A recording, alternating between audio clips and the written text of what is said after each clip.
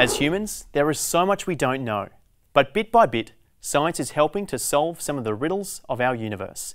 And the more people that are involved in science, the more of these mysteries we can unlock, which is one of the aims of Curtin's Science Outreach program. Curtin Science Outreach run a bunch of programs, and that can include going to schools and doing activities with primary schools, high schools, having them come here to our labs, providing talks to the community and going to events. We would like to just engage people and enthuse them about science and show them what wonderful things that Curtin are doing and what research is being done. One of the other things we do is citizen science projects, which is basically engaging people who aren't scientists to do science and to contribute to real research. Two that we have here at the moment that we've been running, one's called Mildew Mania, and that's been running since 2011. So Mildew Mania really is about finding out about powdery mildew affecting barley crops. So barley is actually our second most important crop in WA, and at the moment it's being really affected by barley powdery mildew.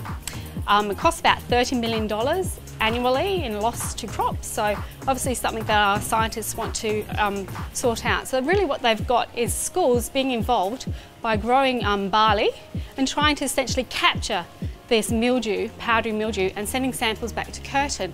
And from then we can work out where powdery mildew is through WA, what sort of genes are involved in their resistance to fungicides, because that is the problem at the moment. The fungicides that we've used in the past just aren't effective anymore.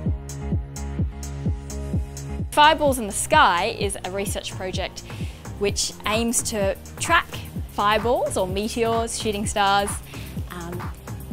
from seeing them in the sky to actually being able to go out and find a meteorite from that fireball. The data comes in two parts. We actually have a desert fireball network, which is cameras all over the desert area of Australia, so WA and South Australia, across the Nullarbor, and they take photos every night, all night, looking for fireballs.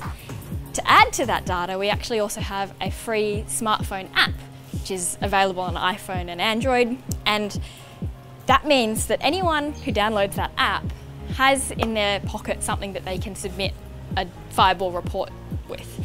The initial science that set up the money to be able to go big, we found 2 meteorites within about 100 metres of where the maths said they would be, and that's way out in the Nullarbor. So it works. Now we're expanding the network, and we've got more than 30 cameras out, and we're hoping to have more than 100 by the end of next year.